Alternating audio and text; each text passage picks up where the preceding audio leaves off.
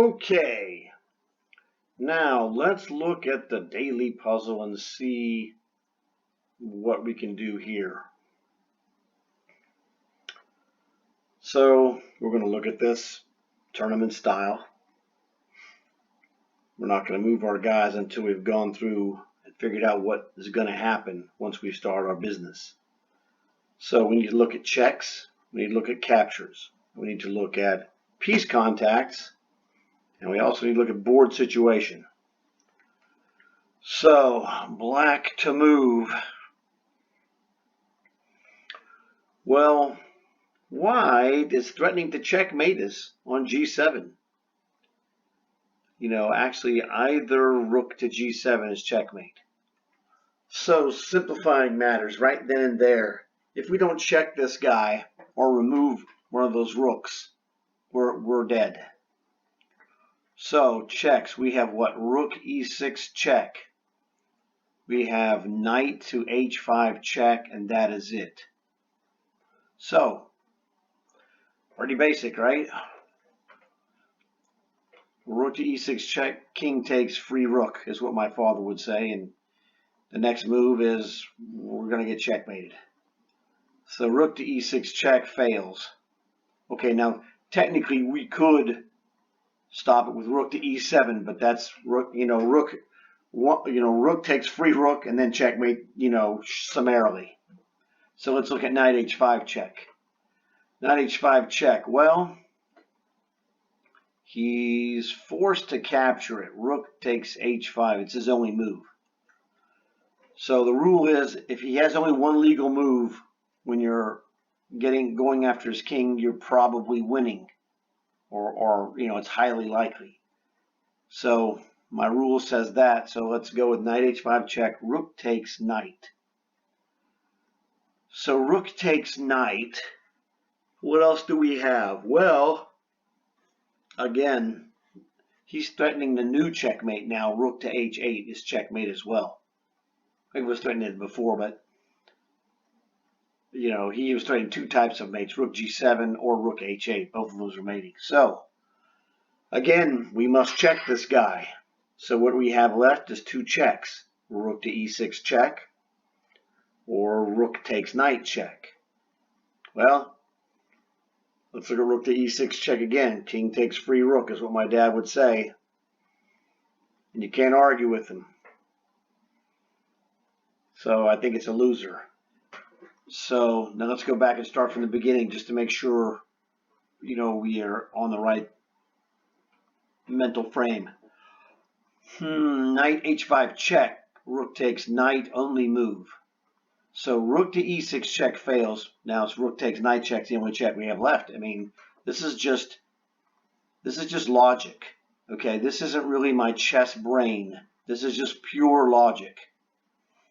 The chess brain identifies that he's going to play rook g7 mate or rook to h8 mate. That's the chess brain. Everything you've seen after that is my logic brain. So knight h5 check, rook takes knight. Rook takes knight for black on g6 check. And he has to take the rook. He has no other move.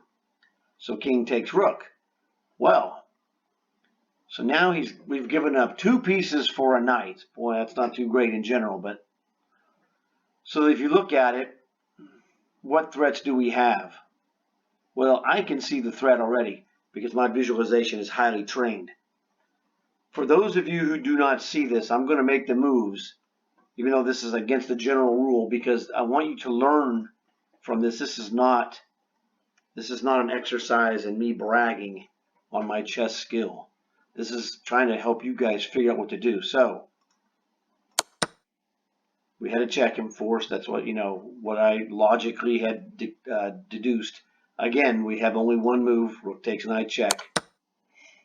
Now, for any of you guys who have not figured out what black should do at this point, view from the visualization. Hopefully, you can figure this out from here. If you need to do it, pause the video, and we'll be right back. Okay, we're back. So we're a rook down. So the only thing we can do is checkmate this guy. Is that not correct? So what happens is, if you look at this board, just look at everything above the fourth rank. Well, visually on the screen it's above. It's the third, second, and first rank. If the third rank was the edge of the board, wouldn't a rook placed on e6, on d3, wouldn't a rook placed right here checkmate white? I believe that it would, because this black pawn is acting as the edge of the, to make this the edge of the board where you couldn't go backwards. So this is very little of my chess brain. What you saw was the majority was just pure logic. So this should give you some help on what to do, because it doesn't matter if you're figuring this out with chess moves or if you're figuring this out with partial chess moves and partial logic. Whatever floats your boat, whatever your strength is. So let's go back again. Now see if you visualize this sequence. So I'm going to tell you the moves, and I want you to visualize these moves as I tell you. Okay, knight to h5 check. White has to take the knight. Rook takes knight, otherwise he's checkmated. So it's a forced move. It's the only move he has. Rook takes knight.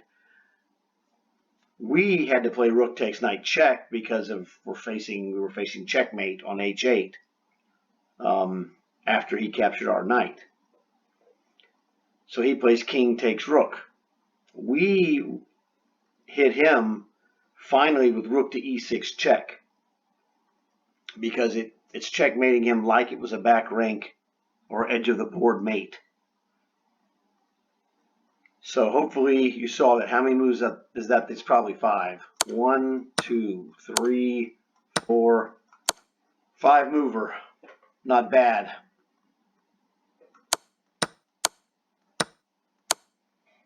Not bad at all. So hopefully you were able to visualize that. Now, as an extra bonus test, pause, if you need, I would suggest you do this.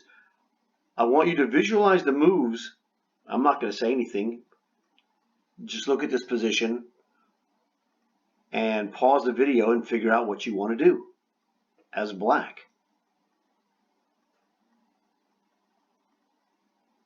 Okay, I hope you had done that already, but that's just to test your visualization and how this works.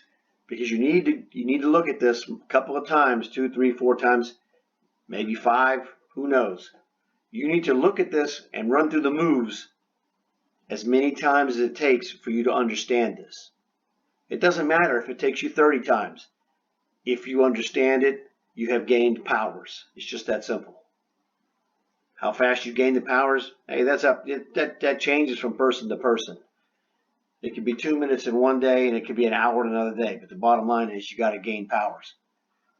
So hopefully you enjoyed this one. Like this video. Let me know how you guys did in the comments. Subscribe, you'll get more of this gold.